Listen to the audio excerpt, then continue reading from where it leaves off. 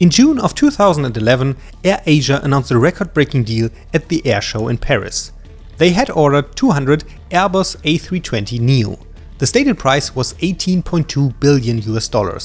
But that was not actually the real price.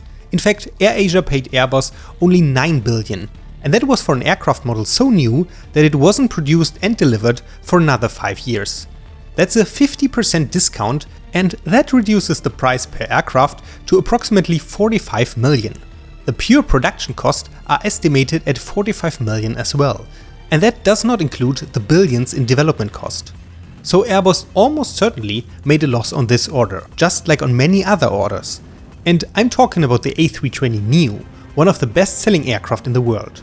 It is well known that the Airbus A380 did not make a profit, but somehow Airbus also seems to sell their best sellers like the A320neo far too cheaply. Nevertheless, the company makes billions in profits year after year. How does that work? A company that sells aircraft should make money from those sales, right? Hi and welcome to Him, where I read financial reports so you don't have to. And today I've taken a closer look at Airbus financial report to understand how they really make money. And also why Airbus behaves like a discount store, constantly offering aircraft at a bargain price. As always, I've broken down all income and expenses into something tangible. Or at least I've tried to. Our unit price for today is one airplane, so the numbers are still pretty big. So let's start our calculation from zero and begin with the expenses, which are obviously gigantic for a company like Airbus. By far the largest portion is described in the financial report as the cost of sales. That's an incredible $83 million per airplane. That this number is so large isn't all that surprising, because it covers virtually all the costs incurred during production. That's material, personnel, energy, services, and everything else needed to manufacture an aircraft. And to be fair, also for everything else that Airbus manufactures, so the pure unit cost for the planes are way lower than this. It would almost be easier to list what is not included in this number. Unfortunately, this is often the case in financial reports, because companies like Airbus would naturally prefer to reveal as little as possible. They usually try to write 300 pages of just blah blah and produce a lot of words without saying anything. But for sure, we are not satisfied with that here on this channel, so I've used the limited information I could find somewhere in this report and various other sources to make an estimate of the manufacturing cost. So take the next few numbers with a grain of salt. And if you work in controlling at Airbus, please correct me in the comments and feel free to openly share your detailed cost structure. And while you're at it, you could also add which military orders have come in recently. The largest part of the cost of sales is for material and purchased parts. That's about $50 million. And it's not only the plane itself, but also the interior. Take a moment to reflect. Think back to your last flight, remember how uncomfortable your economy seat was. How much would a seat like this cost? If you estimated $3,000 to $10,000, you would be absolutely right. I think that's pretty expensive, and I don't even want to start talking about business class seats. Okay, of course I want to. There are less precise prices for business class seats, because it always depends on the individual configuration, but I found a few sources that say that prices start somewhere between $60,000 and $100,000. And there's basically no upper limit. Luxury airlines like Emirates in particular are set to spend several $100,000 per business or first class seat. At least those can be folded into a bed. Even though surprising, the engines of an aircraft are even slightly more expensive than the seats. They are also not manufactured by Airbus but purchased. Often they come from Rolls-Royce, which we are mostly familiar with for the oversized car. And there's an interesting fun fact, by the way. The company Rolls-Royce is no longer building Rolls-Royce cars. The trademark rights for the cars have been belonged to the BMW group since 2000. The real Rolls-Royce company actually only builds the aircraft engines and sells them at a unit price of around $10 to $35 million. Funnily enough, that's also the price range of a Rolls-Royce boat tail, the most expensive regular car of all time, at $25 million. So in terms of price, you can easily imagine that 2 to 4 of these are attached to each aircraft. Compared to the material costs, the labor costs in the production don't seem that high. You can assume around $14 million for that. Production takes place in Toulouse in France or near Hamburg in Germany. Or, what I found quite interesting, in enemy territory in the US. This is an Airbus factory in Alabama, which is actually Boeing territory.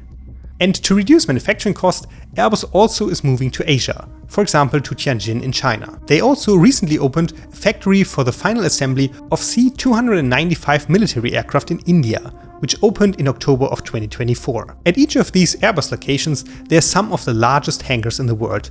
And of course, they also contain a few very special machines, which are used, for example, to conduct such extreme wing tests. Such machines obviously cost an incredible amount of money. But you might already know from my other videos, such costs are spread over a long period of time, at least in the financial report. So per year and plane, that only amounts to about 3 million. And then there's another 16 million for all the other costs. External services, logistic, value adjustment for material, and so on.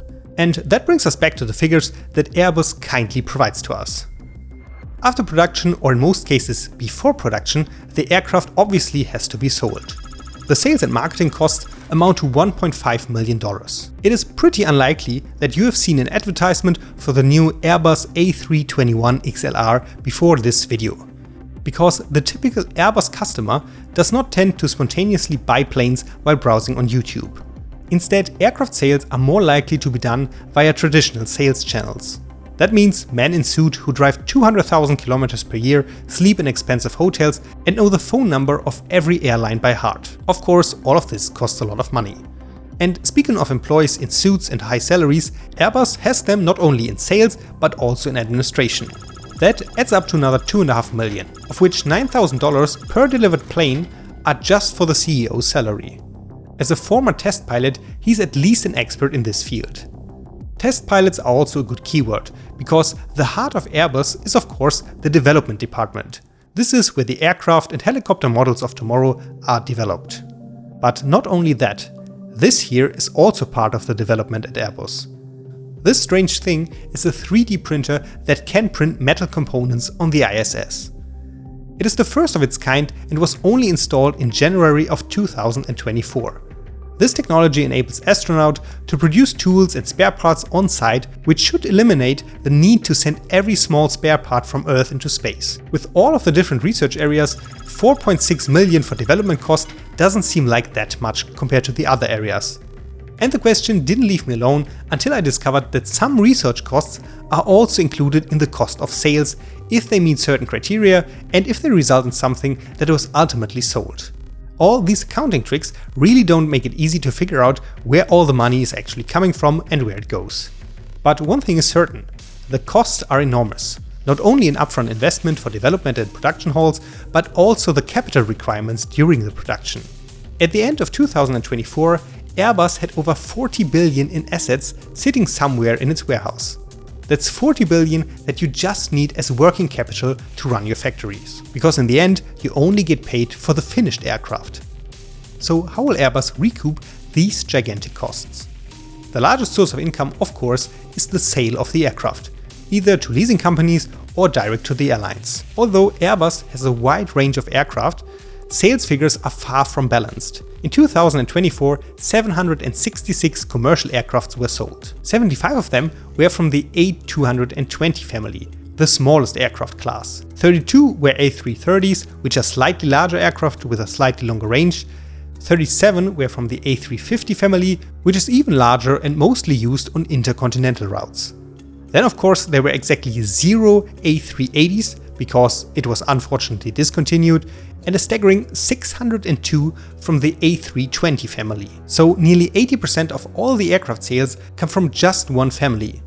The A320neo in particular forms the backbone of Airbus' portfolio. These jets are medium-sized with 6 seats per row, and what makes them so popular is their versatility. Whether short, medium or long haul, with the right A320 almost anything is possible, and with very low fuel consumption. So they are now selling the aircraft to various airlines, and each one brings them an average of $63 million. That's quite a sum of money, but each plane could be worth much more, bringing Airbus billions more in revenue, if it weren't for those strange discounts of 20, 30 or sometimes even 50%. And the story behind those discounts is quite interesting. During the growth phase of commercial aviation between 1960 and 1980, all major aircraft manufacturers began to publish a list price for each aircraft model. You might think that is a little bit like the MSRP, the manufacturer's recommended retail price. You sometimes see it in advertisements or in stickers in the stores. If I were the manufacturer of a toy that I sold to various department stores, I could, for example, recommend that my toy would be sold for $20. But of course the department stores don't have to do it like that. At Airbus, however, there are no middlemen. They are just selling directly to the customer. And still, they don't stick to their own list prices. Let's take the A320neo again, Airbus' best-selling aircraft. It had a list price of $110 million in 2018. But probably no one has ever paid that. The list price is actually just a starting point for negotiation. Like on Craigslist, where everyone knows that there's an asking price, but nobody really cares. So if there's an airline interested in the new A320neo, they slide into Airbus DMs and ask, what's your best price? Then the airline goes ahead and offers $5 including shipping regardless of the answer. And in the end, they settle somewhere in the middle. So in that case, somewhere between 5 and 110 million. That would be around 50 to 60 million. That's exactly how I imagine negotiation between Airbus and the airlines. But just like on Craigslist, every negotiation in aviation is unique. These are gigantic deals, sometimes involving billions of dollars and hundreds of aircraft. There are discounts for large orders, for strategic partners, or simply because no one else wants the aircraft. In my video about Ryanair, for example, we saw that they have a remarkable talent for always buying aircraft at exactly that time when the entire industry is in crisis mode. In some cases, politics is also involved in the contracts, which makes everything even more complicated. All of that made it normal to give 40, 50 or even 60% discounts. But why then publish those asking prices in the first place? Well, they look cool. The exact details of the contracts are a secret. All we know is how many aircraft were sold. And when you multiply that with a list price, you think aircraft manufacturers are making way more money than they actually do. Investors really like those high numbers. And for a long time, Airbus and Boeing played a game that was called Who has the bigger order book? So who has more and more lucrative open orders? But for the calculation, they always used the list prices, so every number was highly inflated. This nonsense finally came to an end in 2018. Since then, both manufacturers have to disclose the true order values and also stop to publish those crazy list prices. But of course, behind closed doors, the haggling over the high discounts continues. And Airbus must continue to compromise on prices, even though they have actually only one competitor, Boeing, and they are actually not doing that good, because they naturally want to attract the airlines long term. Some airlines like Ryanair rely on only one manufacturer, in this case Boeing, and will probably never change that. So the first deal is oftentimes the most important one for winning an entire airline or positioning a new aircraft model in the market, even if the first deal results in a loss. Because in the end, it is all about utilizing the factories as much as possible. Many of the costs we have looked at have to be paid regardless whether you build 10, 100 or 1000 aircraft. And this naturally makes each additional one way cheaper. The high profit margins are made somewhere else anyway. And to understand that, let's take a look at what else Airbus is selling. In addition to airplanes, they also sell helicopters, because that's a great addition to their things that are flying portfolio. For helicopters, there are significantly fewer discounts than with airplanes, because the market is completely different. It is way smaller, more specialized and relatively unknown. For example, I don't fly helicopters that often, so I don't think about it that much. Actually, I never flew in a helicopter. Airbus also has a market share of around 50% here, but it's not competing against Boeing, but companies like Bell or Leonardo.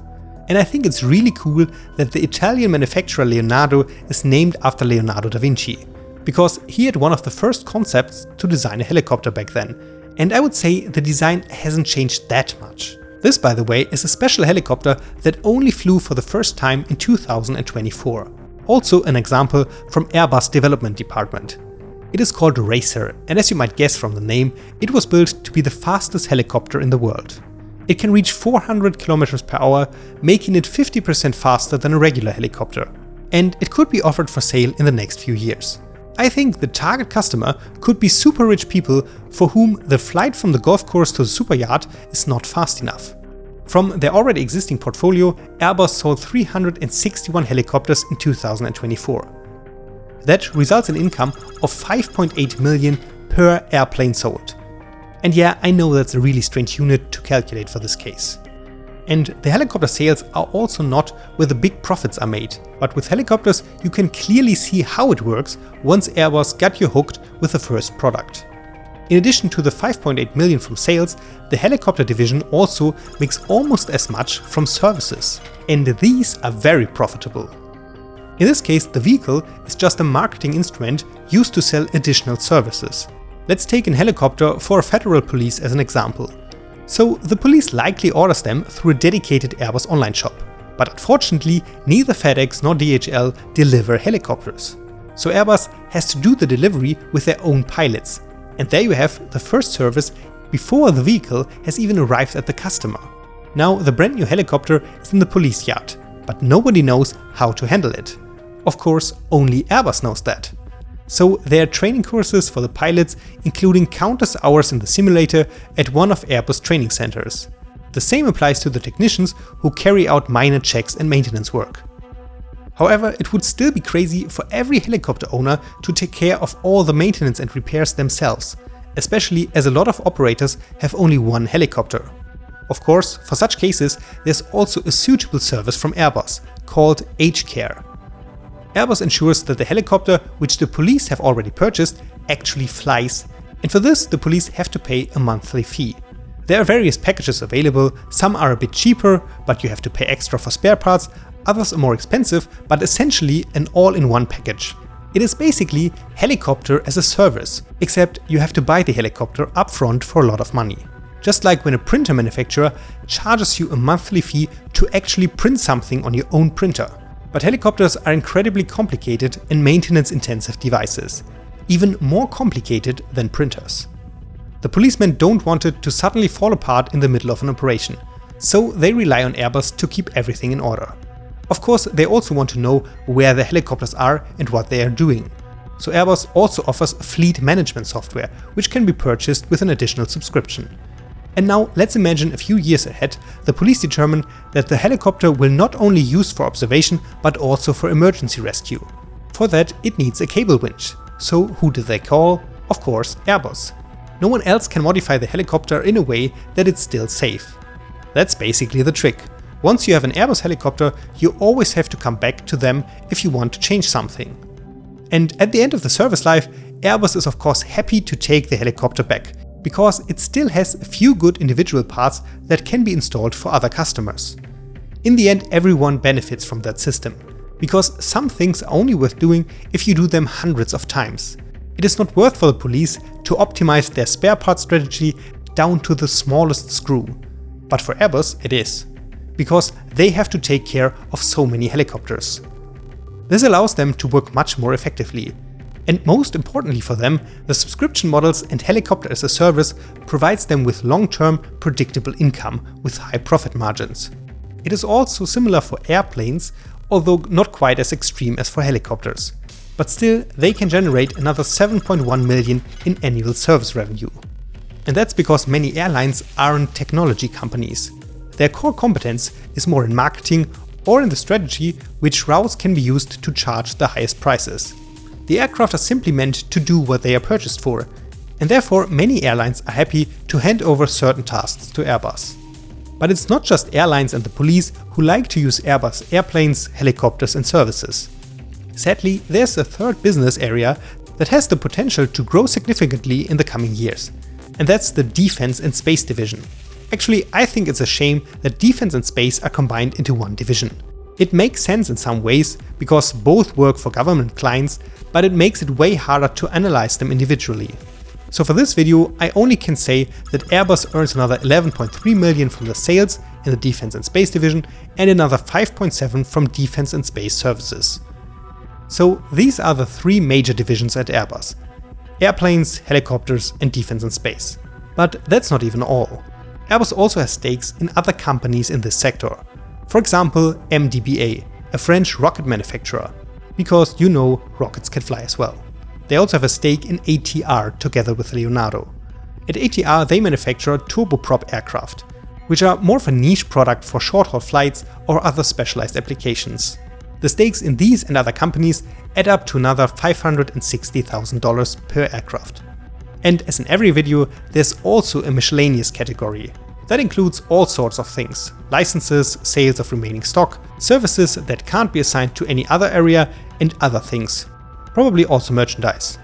This stuff adds up to another 150,000, resulting in a healthy profit margin of around 7.5 million per aircraft. Are you interested in a similar video about Boeing as well? If yes, write it in the comments. Although after this video, I might need a short break from financial reports. If you want to keep this break as short as possible, please give the video a thumbs up. Thank you very much for watching and see you in the next one.